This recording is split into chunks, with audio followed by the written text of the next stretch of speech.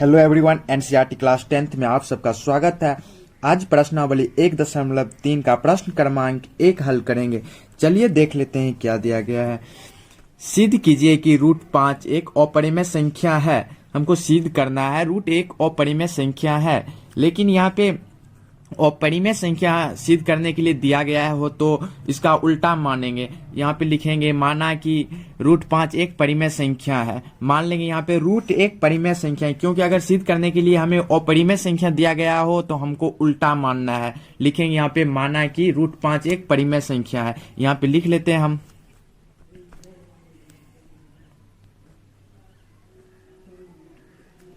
√5 एक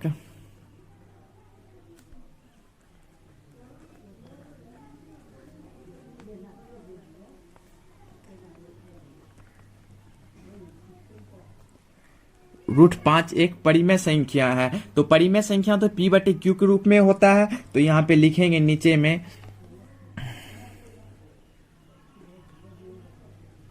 √5, तो परिमेय संख्या P/Q के रूप में होता है, तो P/Q लिख लेंगे यहाँ पे।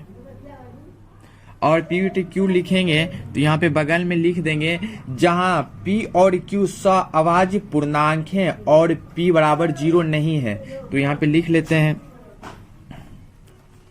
जहां P और Q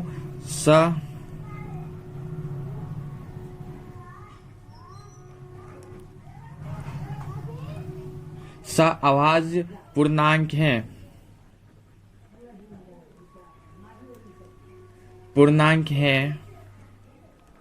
और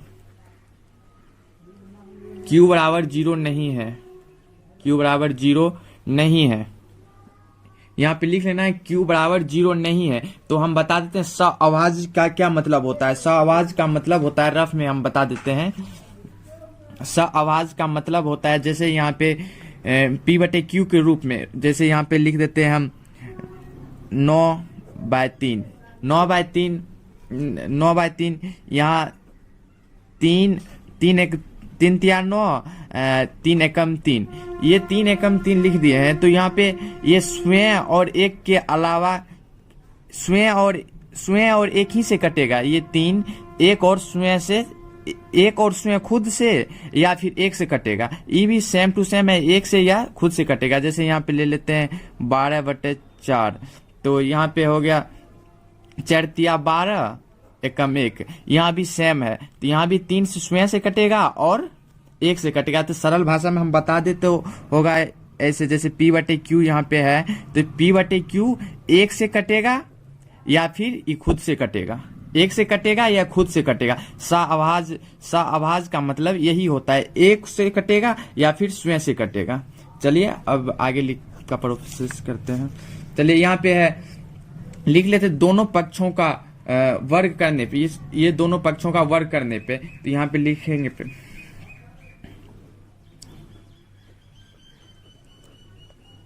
दोनों पक्षों का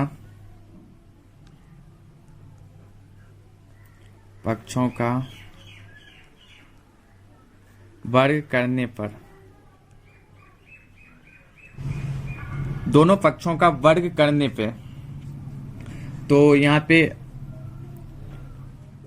√5 का वर्ग बराबर P/Q का वर्ग, P/Q का वर्ग हो जाएगा। तो यहाँ पे √5 है, 2 बार √5 है, √5 गुना √5। अगर 2 बार रूट में एक ही संख्या हो तो उसको डायरेक्ट ऐसे लिख सकते हैं 5। जैसे यहाँ पे √8 गुना √8 हो, इसको डायरेक्ट 8 लिख सकते हैं। तो यहाँ पे लिख देंगे 5 बराबर, यहाँ P/Q है तो इसको लिख देंगे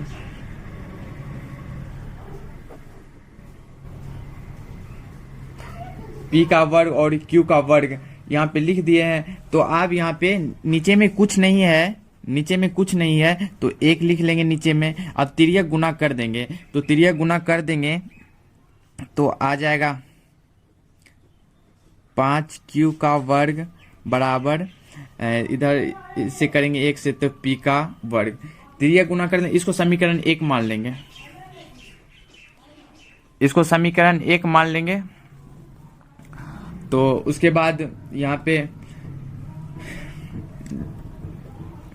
ये जो 5 है इधर गुना में है, तो इधर इधर इस तरफ बराबर की साइड चले जाएगा तो भागा में आ जाएगा, तो यहाँ पे गुना पे है तो उधर भेज देते हैं इसको 5 को, तो पी का वर्ग बाय 5 उधर गया तो भागा में चला गया। तो यहाँ पे आप देख रहे हैं पी का वर्ग 5 से विभाजित है, तो पी का वर्ग 5 से विभाजित है तो 5 भी तो पी से विभाजित होगा ना।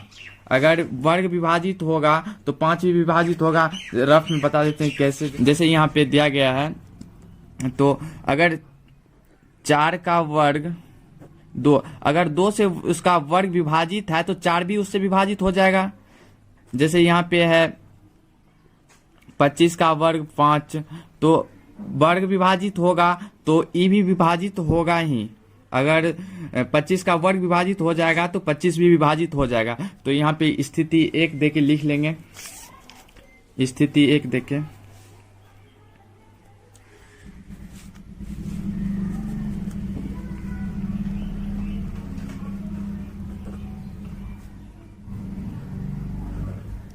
स्थिति 1 देख के लिख लेंगे। यहाँ पे यहाँ पी का वर्ग 5 से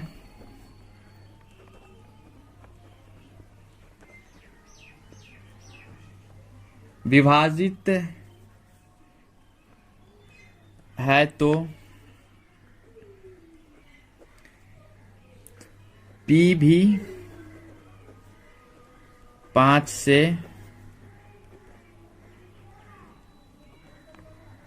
विभाजित होगा,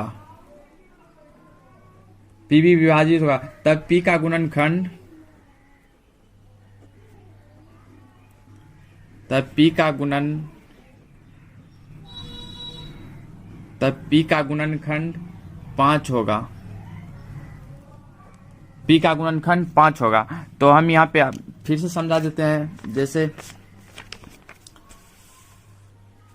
पी का गुणनखंड 5 होगा, तो यहाँ पे पी का वर्ग से 5 विभाजित है तो पी भी तो 5 से विभाजित होगा, तब पी का गुणनखंड 5 होगा। तो यहाँ पे जैसे 25 है तो इसका गुणनखंड क्या होगा, 5 गुना 5 होगा, तो 5 से ये विभाजित, एक संख्या विभाजित हो गया तो 5 बच गया, तो एक संख्या विभाजित हो गया 5 से, तो इसको m मान लेंगे। जैसे यहाँ पे 5 से विभाजित हो जाएगा ना, 5 एकम 5, ये दोनों कट जाएगा, एक संख्या बच गया तो इसको m मान लेंगे। जैसे यहाँ पे 16 है तो इसका गुणनखंड क्या होगा, 4 गुना 4, 4 से विभाजित है तो इसको m मान लेंगे। फिर यहाँ पे 24 है, अगर 24 है तो 2 गुना 12, इसको लिख लेंगे, ये 2 से विभाजित है, ये दोनों 2 से विभाजित है, तो ये संख्या 2 से विभाजित है, तो ये संख्या जो बचा है इसको m मान लेंगे, इसको m मान लेंगे। तो यहाँ पे लिखेंगे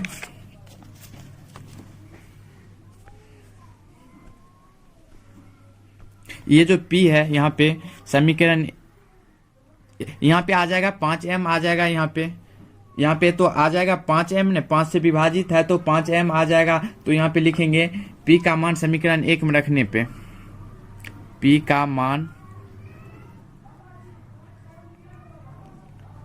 बताए थे अभी रफ में, तो p बराबर हो जाएगा 5m,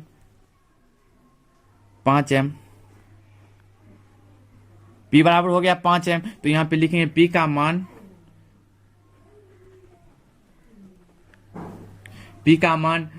समीकरण 1 में रखने पे, p का मान समीकरण 1 में, तो यहाँ पे लिख देंगे, लिखेंगे 5q का वर्ग बराबर 5m का वर्ग, 5m का वर्ग लिख लिए, तो इसको लिखेंगे ऐसे बराबर 25 m का वर्ग, 25 m का वर्ग लिख लिए। तो अब ये 25 को ये गुना में है तो इधर लाएंगे तो भागा में आ जाएगा, तो आ जाएगा 25q, इधर गुना में है तो इधर भागा में आ जाएगा, तो 25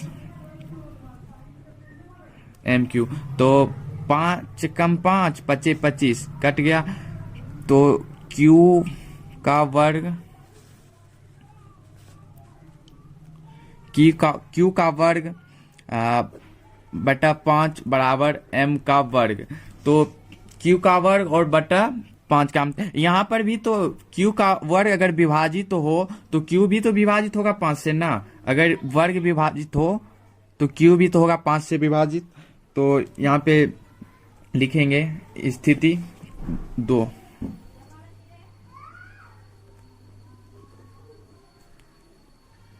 स्थिति 2 में लिखेंगे, यहाँ स्थिति 1 में P था तो स्थिति 1 में Q है। तो चलिए यहाँ Q वर्ग 5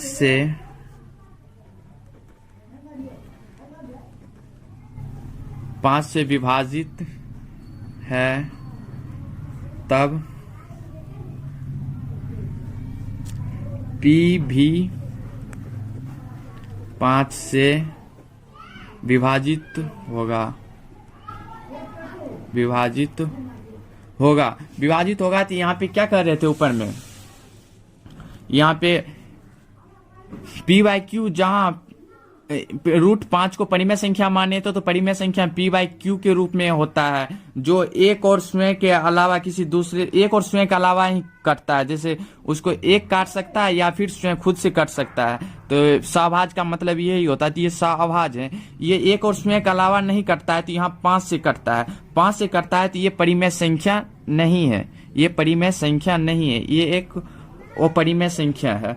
तो यहाँ पे लिखेंगे ये परिमेय संख्या नहीं, क्योंकि एक और स्वयं के अलावा नहीं कट रहा है, एक और P के अलावा नहीं कट रहा है, यहाँ पे कट रहा है 5 से।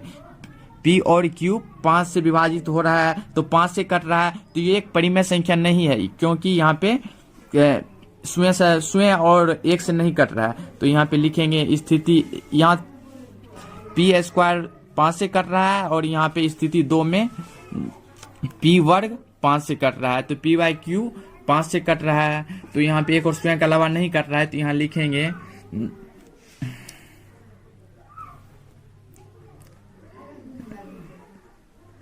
स्थिति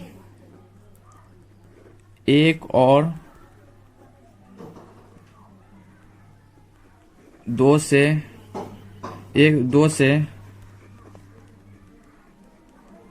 स्पष्ट